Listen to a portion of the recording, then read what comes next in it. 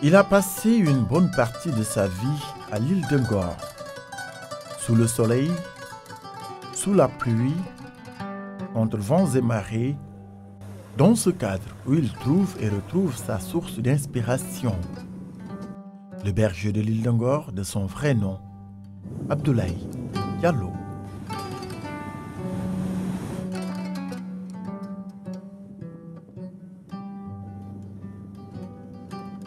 Ingénieur des télécommunications, passeur donc d'idées fondamentales pour notre quotidien fait d'histoire, de mémoire collective et individuelle, de connaissances et de prospective pour organiser au plan général notre commune volonté de vivre ensemble dans nos différences et de nos différences. Sa fonction à elle seule aurait suffi à enrichir le thème de cette biennale avec les technologies de l'information et de la communication. Voulant faire un saut qualitatif dans un autre univers qui n'est somme toute pas si éloigné de ses connaissances et de son savoir-faire, Abdoulaye Diallo a choisi d'explorer les voies si riches et si diversifiées de l'art pour porter un message fort à ses contemporains, en interrogeant la science dans toutes ses directions, sciences exactes, sciences humaines, dans une approche holistique de la réflexion humaine si fondamentale à notre passé et à sa compréhension et maîtrise, à notre présent chargé d'interrogations multiples pour tracer des perspectives d'avenir moins angoissantes.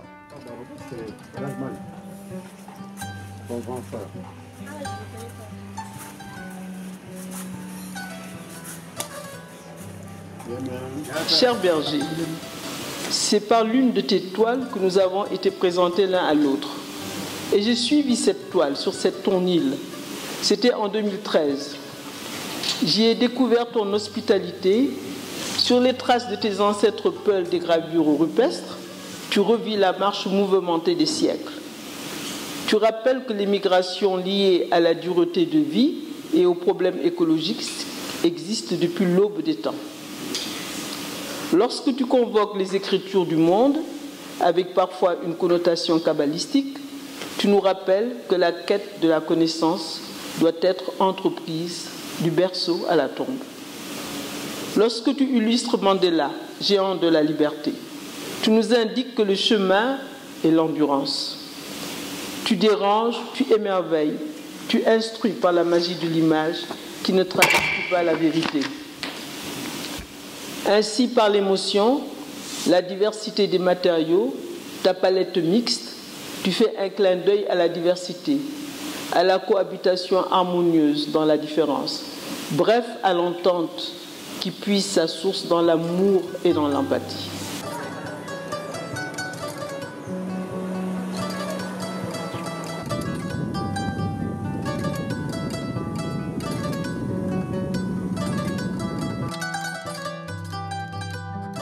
À l'île, le berger trouve un cadre propice à la réflexion et à l'inspiration.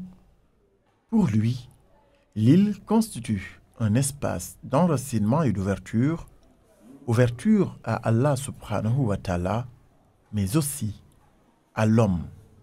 Si aujourd'hui, on devait nous demander de travailler en peinture sur le terme générosité, je me plairais tout simplement à dessiner cette salle-là et ce qui le meuble.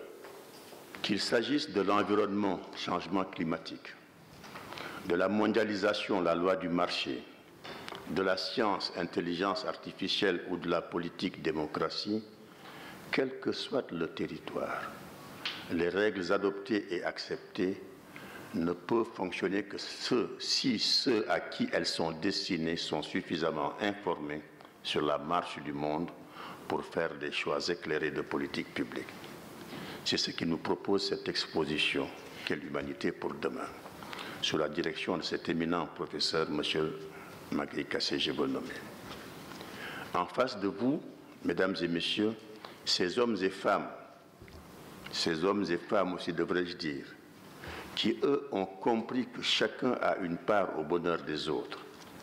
Ces éminents universitaires, chercheurs, penseurs, philosophes, Cinéastes, artistes, ingénieurs et poétesses qui se sont emparés de ce sujet très complexe, convaincus, comme disait Marie Curie, que dans la vie, rien n'est à craindre, tout est à comprendre, pour le décortiquer afin de mieux l'expliquer, pour qu'ensemble nous travaillions à rendre notre futur moins opaque.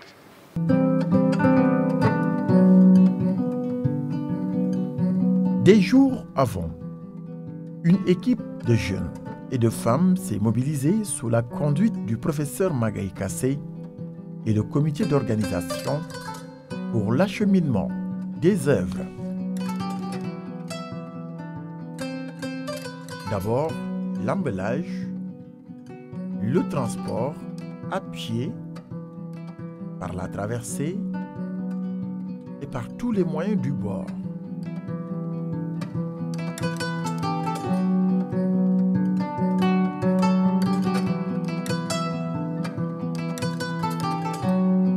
Sur ces rives sablonneuses de l'île de Ngor, ensuite, ce cortège royal et magnifique.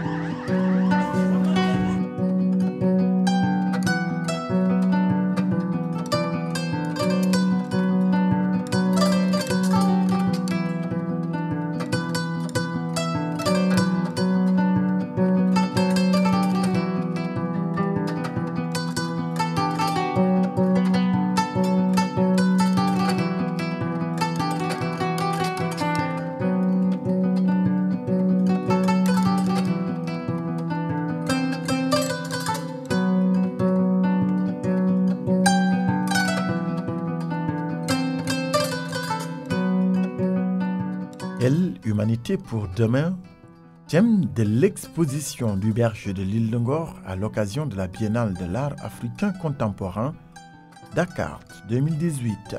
L'étoile d'Abdoulaye Diallo nous offre différentes matières à réflexion autour de l'idée que l'on doit se faire du devenir de l'humanité à partir d'une analyse fine de tout un chacun dans une démarche de caractère didactique et instructive donc pour déboucher sur ce que beaucoup de penseurs ont déjà décliné comme et de manière abstraite dans mon choix, un choix arbitraire, celui de Stéphane Hessel, qui a écrit un très bel ouvrage qui s'appelle « Indignez-vous ». Et c'est la bibliothèque universitaire de l'université Cheikh Anta Diop de Dakar qui est choisie pour abriter l'exposition. Au-delà en fait de sa mission documentaire, qui est en fait d'accompagner l'enseignement et la recherche, la bibliothèque universitaire a aussi pour mission de participer à l'animation culturelle et scientifique de la bibliothèque. Et le fait de nous donner l'opportunité d'accueillir par exemple de telles manifestations ou bien en fait par exemple de telles expositions nous permet de jouer pleinement nos rôles.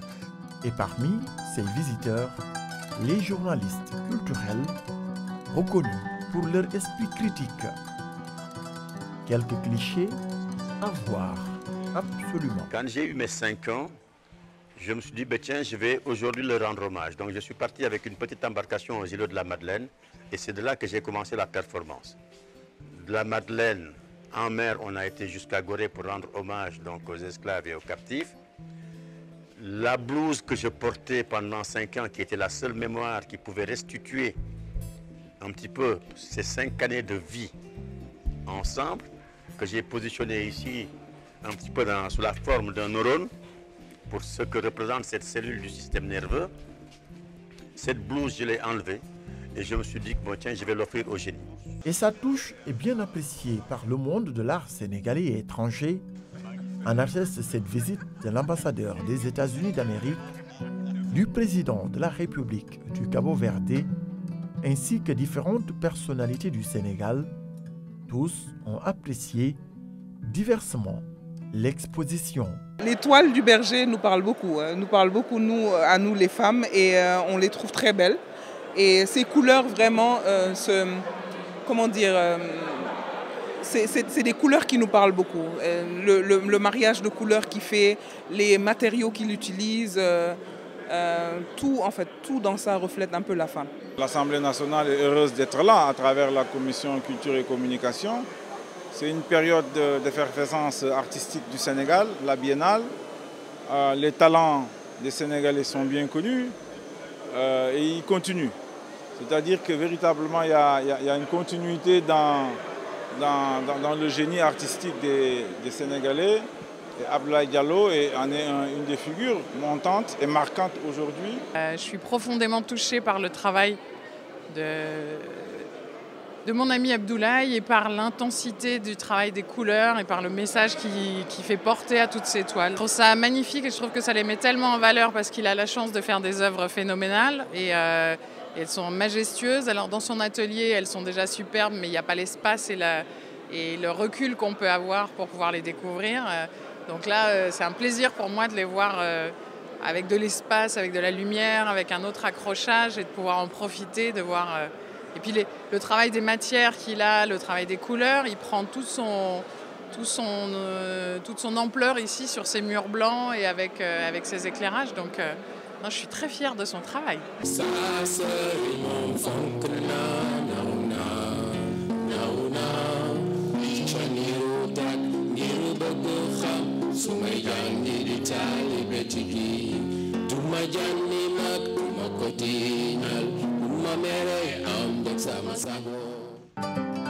Autre temps fort de cette exposition, une conférence tenue avec la presse de l'UEMOA, puis cette table ronde organisée au Terrou-Bi, des rencontres fructueuses, riches en enseignements, avec des sommités intellectuelles connues d'ici et d'ailleurs, autour de la promotion de l'art et de la critique d'art. Le président de la République vous adresse, cher ami Abdoulaye Diallo, toutes ses félicitations.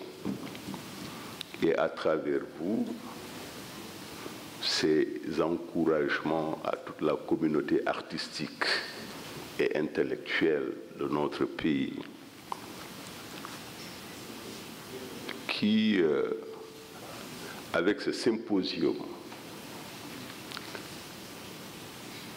s'inscrivent dans une dynamique qui l'intéresse au plus haut point et qu'il a soutenu à plusieurs occasions, c'est que Dakar renoue avec sa vocation de capitale culturelle, artistique et intellectuelle de l'Afrique. Dakar n'aurait jamais dû perdre cette vocation. Dakar n'aurait jamais dû rompre avec cette vocation.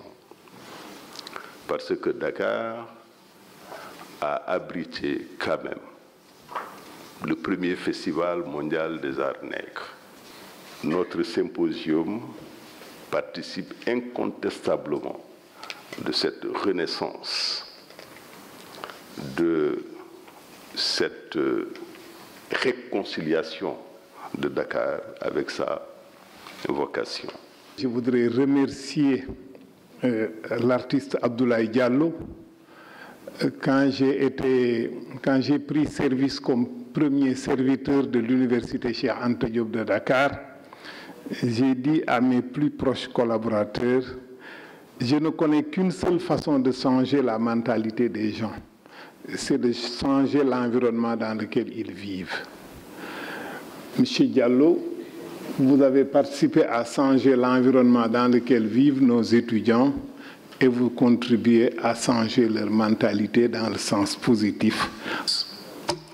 Alors je dis la place de l'argent et de toute activité financière dans la vie quotidienne de chacun, dans la vie politique et économique de tous, est aujourd'hui d'une telle importance qu'il est devenu absolument nécessaire pour chaque citoyen responsable d'appréhender et de comprendre de manière parfaite les éléments théoriques qui qui sous-tendent les contrats les plus courants et les pratiques usuelles en matière de financement. Nous ne pouvons nous associer au détachement de la plupart des mathématiciens qui se contentent du seul apport mathématique, se gardant bien de l'intégrer dans un contexte réaliste, lorsque celui-ci demande non seulement des éléments théoriques non triviaux, mais également un sens critique permanent, un engagement, un jugement argumenté.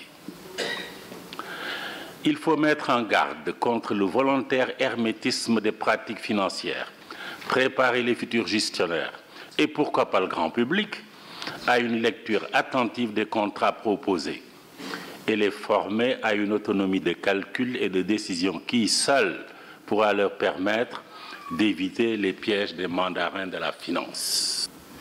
Que léguons-nous à nos enfants si les cycles et les modes de pensée ne sont pas interrompus? Le superficiel, le symbolique, le creuset entre ce qui est dit et ce qui se fait ne nous laisse pas beaucoup de marge de manœuvre. Notre cinéma devrait fonctionner comme un médiateur et rappeler à l'humanité l'addition du long terme, celle qui fait mal quand elle sera mûre. Le cinéma produit des outils et de l'information pour le changement social qui vient de la base et non de chercheurs, de politiciens et de décideurs. Les citoyens, lorsqu'ils auront assez d'informations, lorsqu'ils auront compris le fond des problèmes et la nécessité de sauver leur peau, ils seront mûrs pour porter les combats tout seuls. Sortir du rythme de la consommation de l'économie mondiale qui a besoin de défricher de nouveaux marchés tout le temps pour garder le flux des investissements.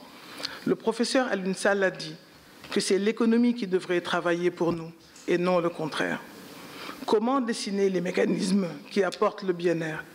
Comment avoir le pouvoir de les déployer en direction des populations locales, à l'opposé des cercles d'investisseurs animés par l'exploitation et le profit? Comment acquérir les savoirs qui protégeront les populations et leur progéniture des violences politiques et de la vulnérabilité afin de planifier l'avenir avec lucidité et sérénité? C'est ce qui intéresse le cinéma. Nous en sommes toujours au questionnement. Ce sera notre rôle, notre part de contribution et d'incitation aux subversifs en attendant que le fruit ne devienne tout rouge et que les peuples s'expriment haut et fort pour reprendre notre humanité. Merci. Premier tableau, quand on rentre dans cette exposition, sur la gauche, dans le grand hall d'entrée, on voit la représentation d'un berger ancré sereinement dans la tradition, entouré de femmes souriantes et d'arbres qui manifestent la saveur de la terre et de l'héritage agricole. Et à l'arrière-plan, au centre du tableau, il y a une mégalopole qui envahit l'espace, ponctuée de représentations figuratives de vaches sous forme d'enseignes, dont les regards montrent à la fois la colère et le désespoir. Comme si leur portée symbolique, détachée de toute réalité, leur faisait regretter la quiétude bucolique des premiers temps pastoraux. Ce qui marque ce tableau magnifique est le rapport au milieu. L'être humain, aujourd'hui, est à la fois ancré dans son enracinement et dans la promesse de son déracinement, qui n'est pourtant pas inéluctable. Milieu, qu'est-ce que c'est un milieu? C'est une idée ici, entendue au sens de la relation bijective, alors je fais attention parce que je suis entouré de mathématiciens, d'un être individuel au collectif avec ce qui l'entoure. Cette relation est fondamentalement écologique dans le cas du vivant en général, des animaux et des plantes. Elle est devenue éco-techno-symbolique dans le cas de l'hominisation. Le milieu se distingue de l'environnement en ce qu'il suppose nécessairement la subjectivité de l'être considéré qui en fait l'objet de la médiation, tandis que l'environnement est un donné brut et objectal, on a un environnement, voilà, qui fait l'objet de l'écologie, science née du dualisme moderne entre la culture et la nature. Je voudrais donc vous donner lecture du message de M. Amadou Martarmo dans cette table ronde intitulée « Quelle humanité pour demain ». En 1945, en ouvrant à la Maison des syndicats à Londres la conférence constitutive de l'Organisation des Nations Unies pour l'éducation, la science et la culture, UNESCO, le Premier ministre de Grande-Bretagne, Clément Attlee, pour expliquer les origines des événements tragiques qui avaient conduit à la plus grande tuerie de l'humanité, cette deuxième guerre mondiale qui venait de prendre fin avec le lancement de 2 bombes atomiques, l'une sur Hiroshima, la seconde sur Nagasaki. Clément Attlee, donc, constatait que le monde était comme des îlots, isolés les uns des autres. Les peuples ne s'y comprennent pas parce qu'ils ignorent réciproquement leurs us et coutumes. En d'autres termes, ce qui fait l'essence de chacun d'entre eux, à savoir sa culture et ses valeurs. Ils n'ont donc pas su distinguer ce qui les unit de ce qui les divise, ce qui relève de leur intérêt commun et ce qui, dans leur divergence, devrait passer au second plan. D'où l'importance donnée dans la Constitution et les programmes de la nouvelle organisation à, je cite, la connaissance réciproque et à la compréhension mutuelle des différentes cultures.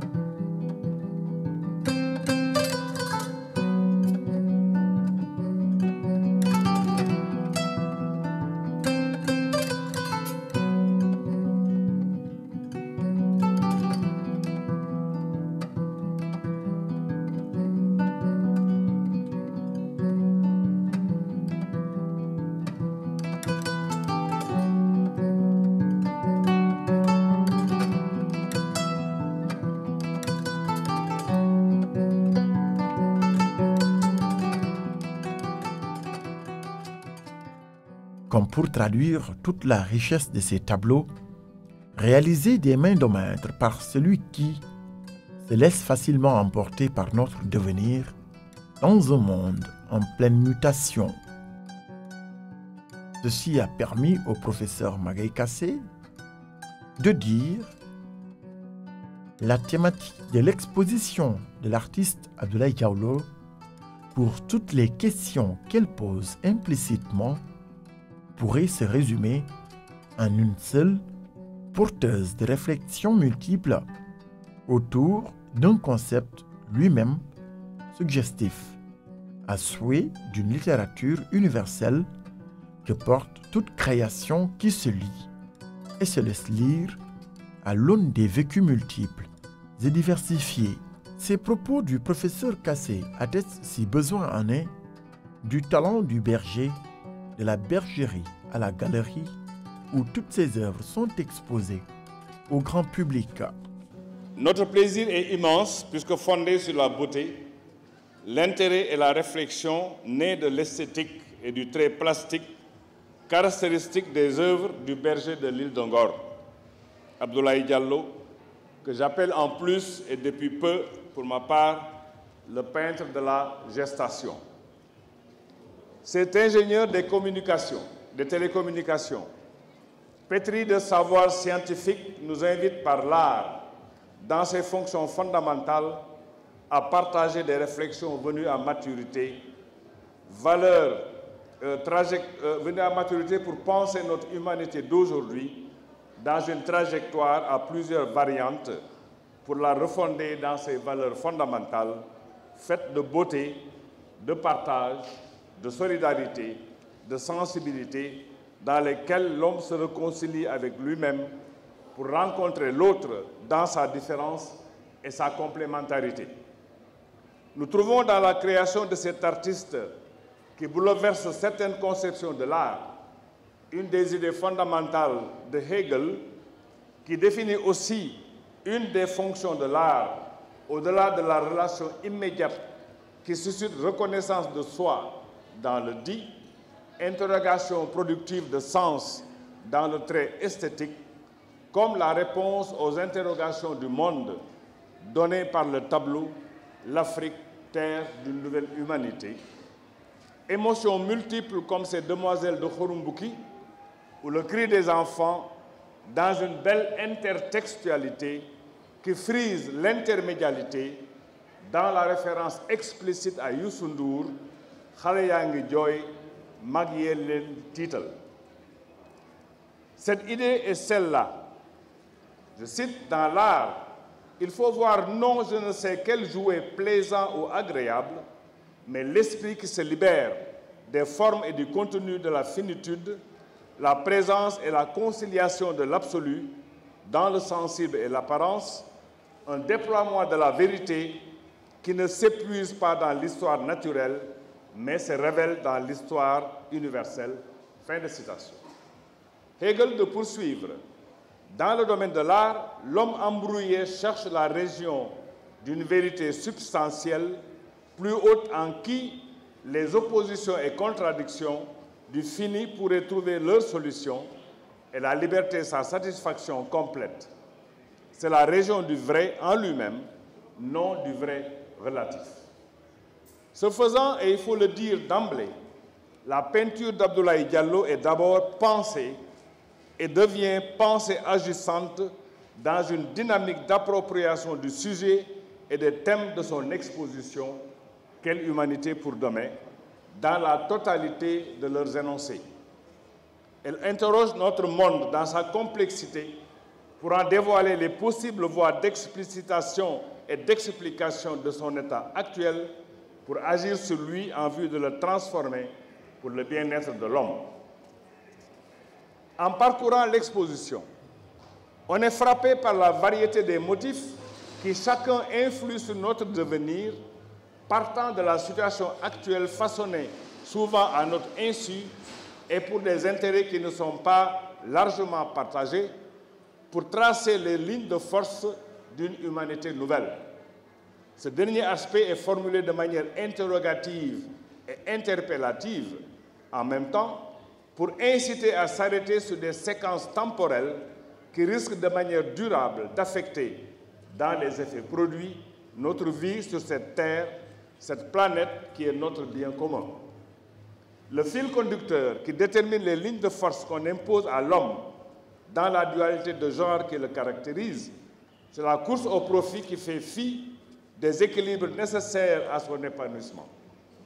Nous en arrivons malgré nous à en ressentir directement ou indirectement les effets, à subir sans comprendre, c'est-à-dire sans avoir les aptitudes nécessaires, sans pouvoir appréhender les sources et le cours qu'on leur imprime pour la satisfaction de besoins, somme toute égoïstes. L'organisation des sociétés humaines reflète depuis des siècles le phénomène et elle continue dans ses tendances fondamentales à en imprimer le cours. À preuve, et sans être exhaustif, l'utilisation inconsidérée d'algorithmes qui gouvernent de plus en plus la vie des hommes et leur monde pour manipuler leur conscience de sujets pensants et déterminant librement leur histoire, l'utilisation de la robotique qui veut supprimer l'humain dans sa faculté de s'émouvoir, son affect et sa capacité d'empathie. Il n'est pas utile de faire l'exégèse, au sens philologique, des 47 tableaux d'Abdoulaye Diallo qui chacun dévoile un système de signes plastiques et suggère des référents explicites dans la réalité de l'objet du discours et ou dans l'imaginaire. Les tableaux revêtent dès lors, dans le discours qu'ils livrent à travers le regard porté sur eux, un caractère psychanalytique, analyse de la psyché humaine, c'est-à-dire miroir et ensemble de processus psychiques qui fondent l'unité personnelle dans les manifestations qui la portent et la dévoilent en même temps. Chacun de ces tableaux renseigne à suffisance sur des aspects de cette assertion. Pour nous, L'œuvre d'Abdoulaye Diallo s'inscrit dans un projet utopique, de cette utopie réalisable qui donne à l'art toute sa dimension. Léopold Sédar Senghor nous avait donné une idée de cette utopie dans son message à l'Afrique, en parlant, je le cite, de volonté d'aménager la terre pour qu'on y chante la lumière du ciel. Fin de citation. L'art dépasse le stade d'une simple communication des sens vers l'esprit pour atteindre une condition première, ce que Friedrich Nietzsche définit comme la faculté de pouvoir de l'artiste. Je cite Nietzsche. L'instinct le plus profond de l'artiste va-t-il à l'art ou bien n'est-ce pas plutôt au sens de l'art, à la vie, au désir de vie? L'art, le plus grand stimulant à la vie, le plus grand stimulant à la vie. Comment pourrait-on l'appeler sans fin, sans but? Comment pourrait-on l'appeler l'art pour l'art? Fin de citation. Si l'art doit être désir de vie, il est donc écriture de la vie, pour reprendre Paul Éluard. Il est moyen d'expression de ce qui fait la vie des individus dans leurs différentes sociétés. Il est moyen et forme de communication. Dans cette communication, il y a à suggérer un monde de vérité, de liberté, de création, d'interrogation productive avec un pouvoir de libération créatrice.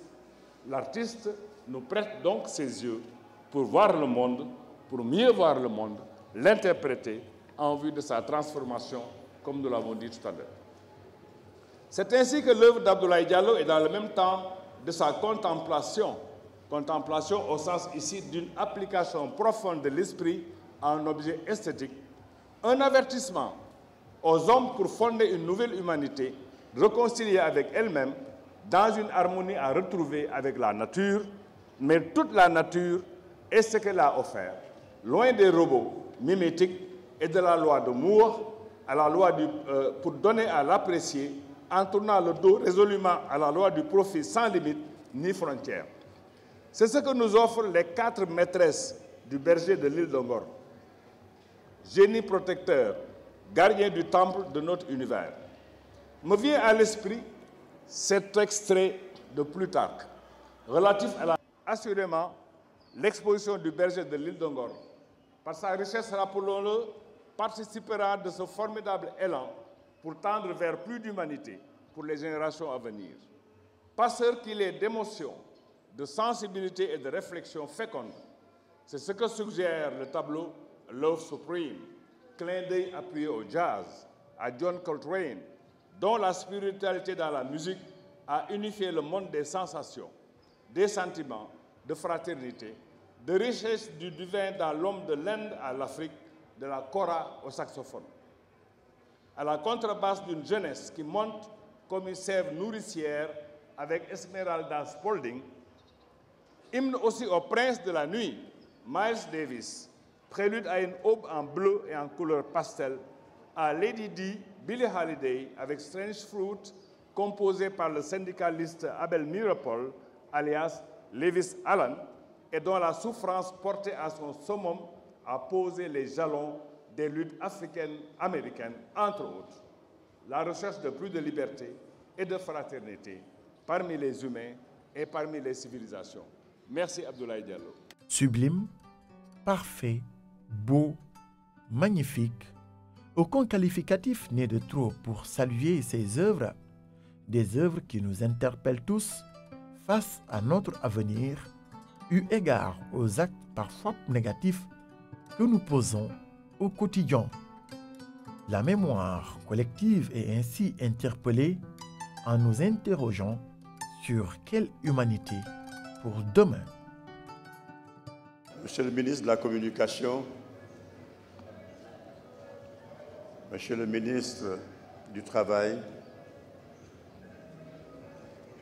Monsieur le commissaire de l'exposition, professeur Marie Kassé, Madame la ministre Pendambou, Monsieur le directeur général de la BU, Monsieur le directeur général du Musée des Civilisations, Monsieur le conservateur du musée Théodore Monod, chers amis, chers frères et sœurs, Monsieur Mamadou Lamine Diallo, président de la Commission culturelle de l'Assemblée nationale, je vous serai indulgent avec ce jeune artiste, le plus jeune, je crois, du Sénégal à l'heure actuelle, âgé de 6 ans et demi environ. Je suis dans ma 7e année. Mais il y a deux choses que je ne peux pas ne pas dire.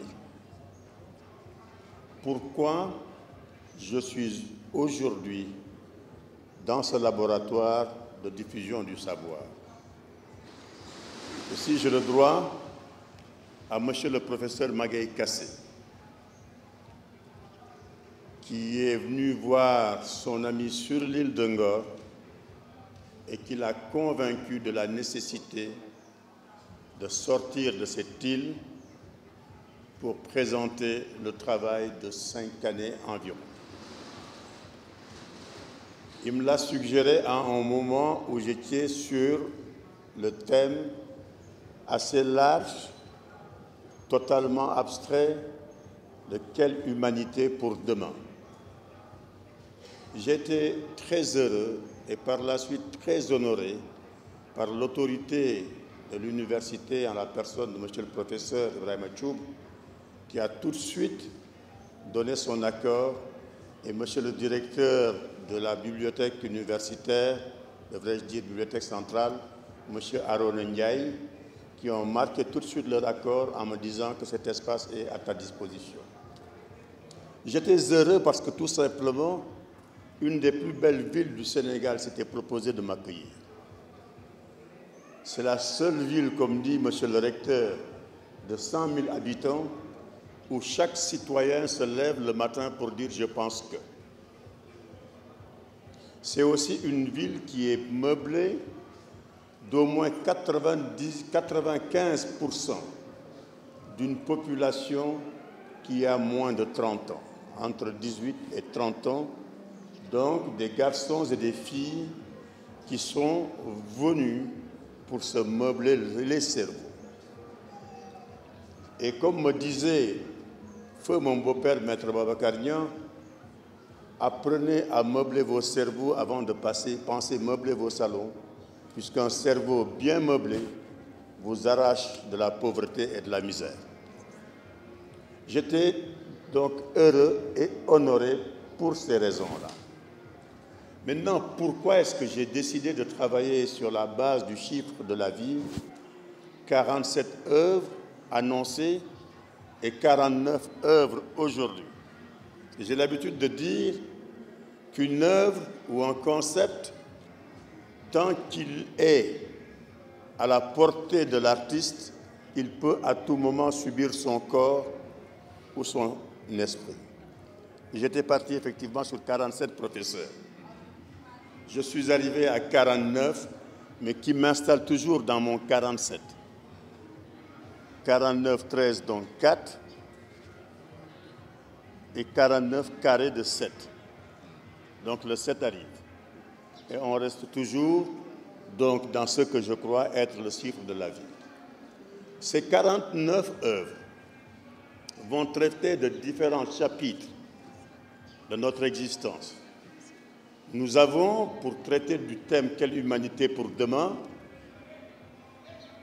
choisi de partir de ce qu'on appelle l'art rupestre et l'art pariétal, qui n'était rien d'autre qu'une manière de traiter d'une humanité dans sa volonté de survivre ou de conjurer l'hostilité. Entre ces instants passés lointains et aujourd'hui, il s'est écoulé énormément de choses. Nous ne pouvons pas ne pas en parler. Ce sont les faits de société, ce sont aussi la politique, et c'est surtout ces 4 forces qui aujourd'hui gouvernent le monde et qui s'appellent technologie, intelligence artificielle, changement climatique, mais aussi et surtout l'effet de la loi Moore qui fait que l'ensemble de ces forces s'accélère à un rythme qui ne permet à aucun d'entre nous, à aucune de nos sociétés, à aucun de nos gouvernements de se reconfigurer suffisamment pour pouvoir gérer cette dissymétrie qu'il y a entre le rythme rapide, je dirais effréné du changement, et notre capacité à inventer les amortisseurs sociaux nécessaires pour permettre aux citoyens lambda de tirer un meilleur profit de ces technologies tout en atténuant les effets pervers de cette même science-là. C'est un petit peu normal. L'effet Moore suggère que l'on multiplie les puissances des ordinateurs par 2 tous les 2 ans. Je suis bavard, donc je vais essayer quand même d'aller très vite. Mais prenez tout simplement l'œuvre que vous avez sur votre gauche là-bas, utilisez un plateau d'échecs. Sur ce plateau d'échecs, mettez sur la première case une graine de riz, multipliez-la par 2. En mathématiques, ça s'écrit en 2 à la puissance 64. Mais volontairement et fantaisiste, artiste donc devenu un petit peu pas normal, j'ai écrit les mathématiques autrement parce que je voulais atteindre une certaine spiritualité en disant un 1 plus 2 à la puissance 63. Mais dans tous les cas de figure, on tombe sur un multiplicateur qui est équivalent à 9,22, 10 à la puissance 18. Ceci correspond, si on prend le poids de la graine de riz et qu'on le divise par ce nombre-là, à 5 fois la production mondiale de riz pendant 962 ans. Voilà ce que Moore nous suggère, amener la puissance de nos ordinateurs à ce niveau-là. Nous ne pouvons pas suivre aujourd'hui. Alors si demain nous atteignons cette chose, cela pourrait être quelque part le chaos. Chaos, apothéose, apocalypse, on n'en sait rien. Ça ne sert à rien d'avoir des craintes, comme disait Marie Curie. Rien n'est à craindre, tout est à comprendre. Et par moments, et je le dis tout le temps à ces jeunes qui m'écoutent pour me dire que vous êtes très pessimiste, je dis non. Je redoute moins cette science-là que la stupidité des hommes. Et je les renvoie au film Matrix, où effectivement des robots ont été pour détruire les centrales nucléaires pendant que des hommes réfléchissaient sur comment tuer d'autres hommes. Donc je vais m'en arrêter tout simplement à cela. Mon deuxième propos portera sur d'abord des remerciements que je vais adresser particulièrement à M. Fodé Camara, le scénographe de cette exposition.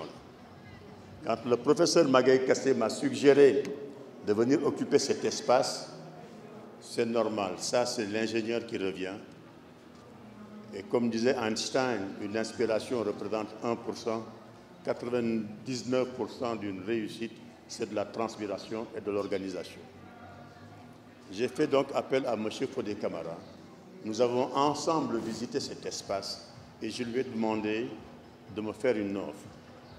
Il m'a fait une offre assez élevée pour un jeune artiste, 10 millions de francs CFA. Et je lui ai dit qu'en réalité, ce n'est que de l'argent, c'est epsilon. Nous avons l'habitude de recevoir des autres. Aujourd'hui, il nous faut apprendre à donner aux autres. Je vais faire l'investissement sur fonds propres et je mettrai cette scénographie à la disposition de l'ensemble des artistes de ce pays et d'ailleurs qui souhaiteraient donc demain venir faire leur exposition.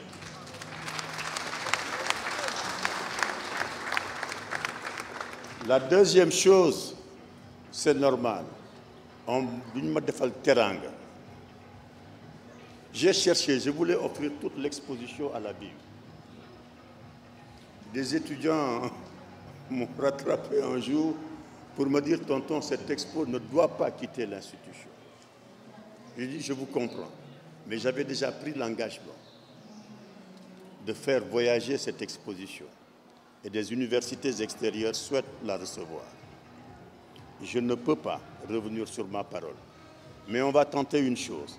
Je vous offre la scénographie et je vais vous offrir une œuvre qu'on va dévoiler ici, qui s'intitule « Le panafricanisme ». Un certain hommage que je rends aussi à la femme. Cette œuvre, vous pouvez la tourner. C'est dommage que mon aîné Bouba Diop vienne de partir. J'avais assisté à une conférence présidée par mon ami et frère Abdou Fall sur le lancement du comité national provisoire sur le panafricanisme. Et Bouba avait fait un rappel d'un cours de géographie politique. On nous enseignait l'Afrique par ses 4 cornes. Je suis sorti de la salle et j'ai dit à un autre aîné, je vais aller traiter du panafricanisme chez moi et en couleur. Et donc j'ai réalisé cette œuvre en faisant appel au mot du roi Guézo.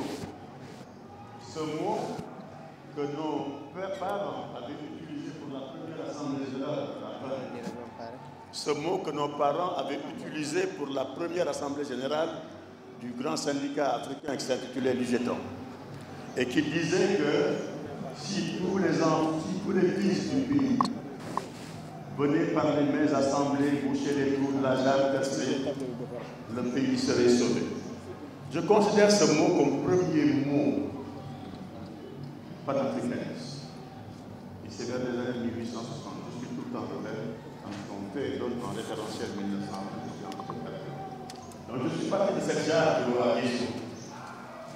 Et naturellement, pour rendre hommage à la femme, j'ai posé sur les 54 belles femmes aux couleurs de l'ensemble des pays du continent qui viennent toucher cette jarre-là et toutes porteuses d'un message de paix, en allant emprunter ça à une religion qui n'est pas la mienne mais que je respecte, aussi qu'on donne à l'église de dimanche, qui est aussi symbole de paix. Donc, sans la paix, ce qui est dans cette jarre-là ne pourra jamais sortir. qu'Allah fasse qu'il y ait la paix dans ce continent, pour que nous puissions tirer le maximum de ces réserves énergétiques et d'autres types de moyens. Je vais finir par dire tout simplement à mes amis, à mes enfants surtout et à mes neveux. Continuez à croire en l'art. L'art peut générer autant de revenus que le pétrole, mais avec deux avantages.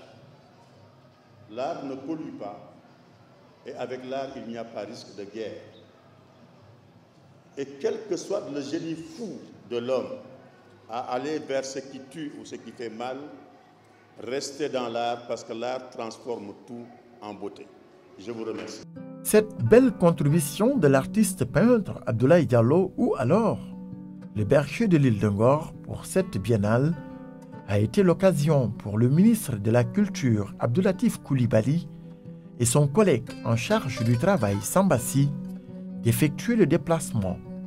Ceci pour voir de visu le travail abattu, ce depuis des années. Aujourd'hui, le résultat se passe de commentaires.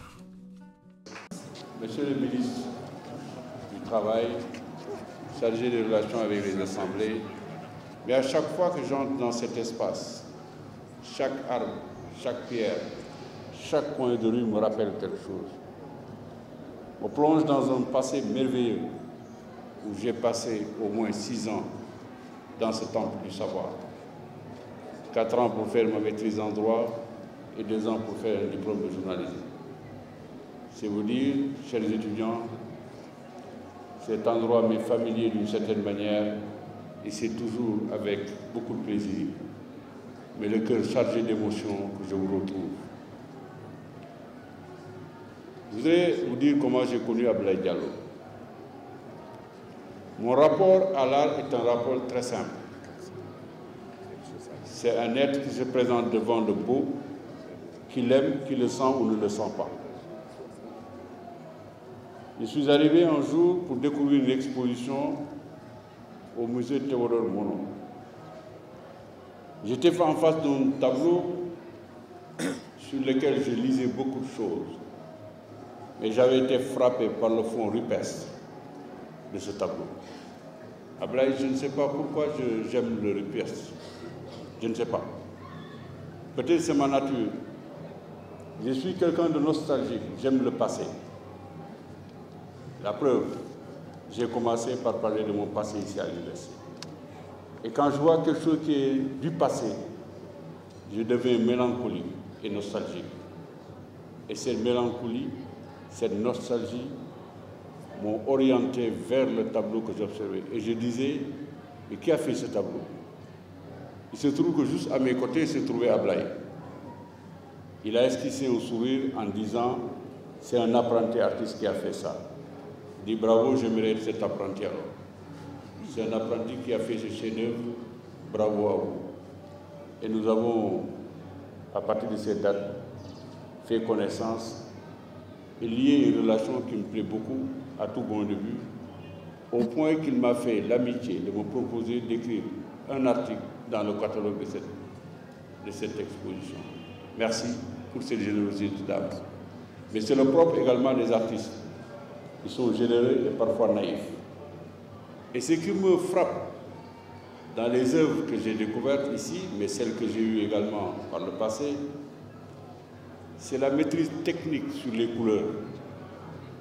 Je suis totalement subjugué par votre capacité à mettre des nuances en différenciant également les couleurs et en présentant avec une lumière extraordinaire. Cette nuance de couleur, on regarde tout de suite la chevelure de Mandela pour la découvrir.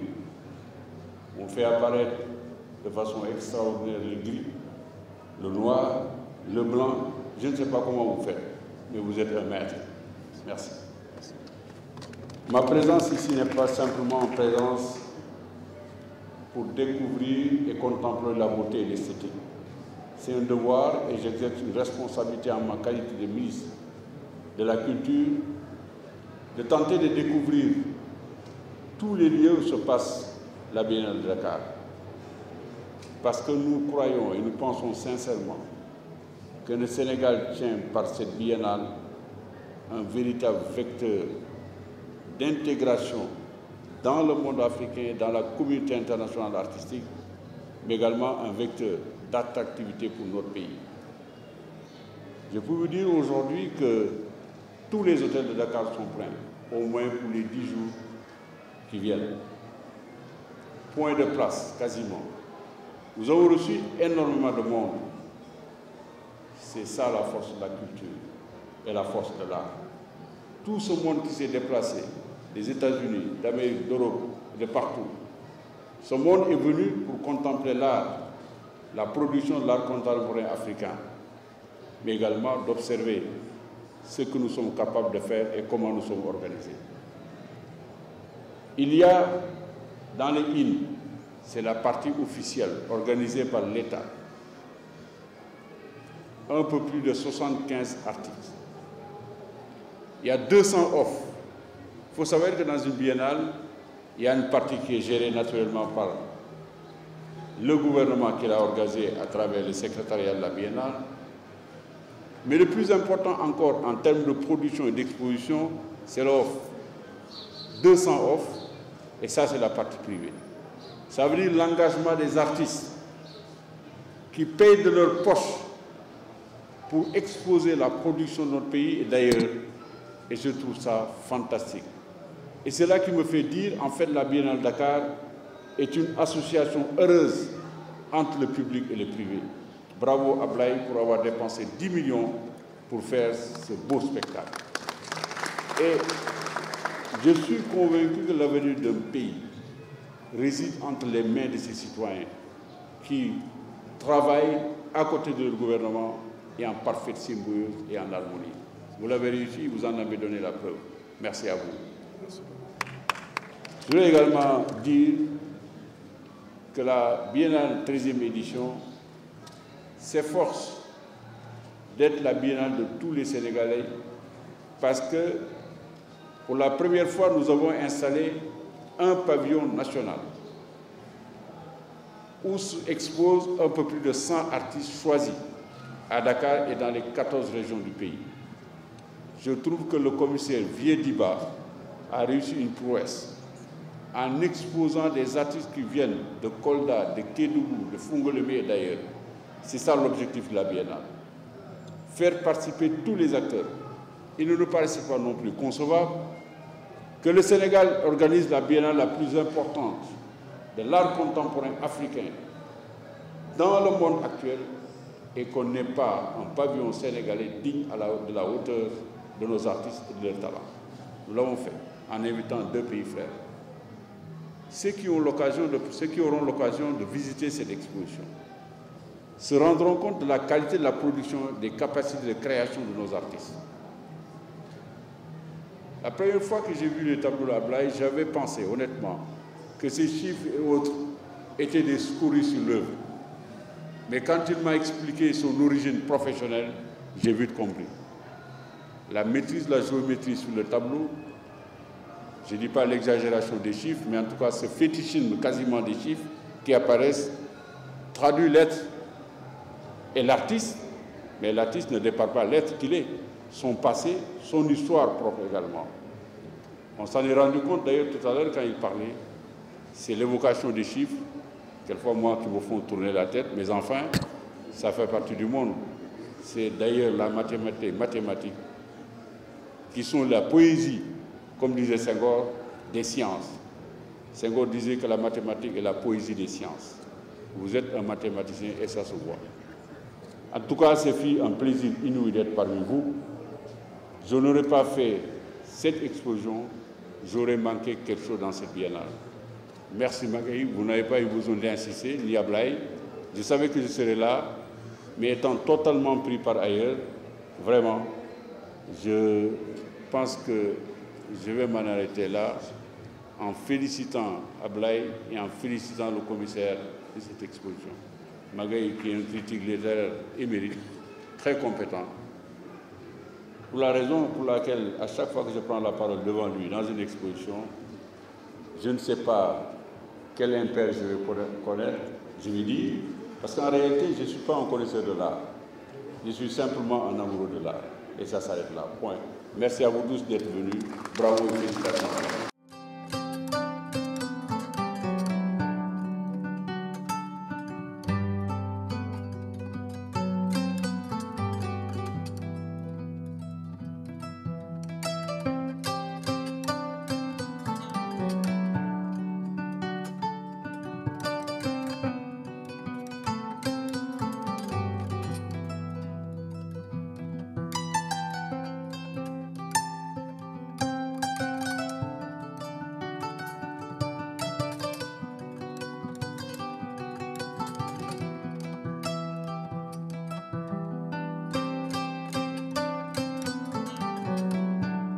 Sur le livre d'or, des mots forts, des notes positives, comme pour dire au berger qu'il a du pain sur la planche, des défis qu'il compte relever avec engagement et spiritualité. Deux mots, pleins de sens et de vertu, pour Abdoulaye Diallo, le berger de l'île d'Angor.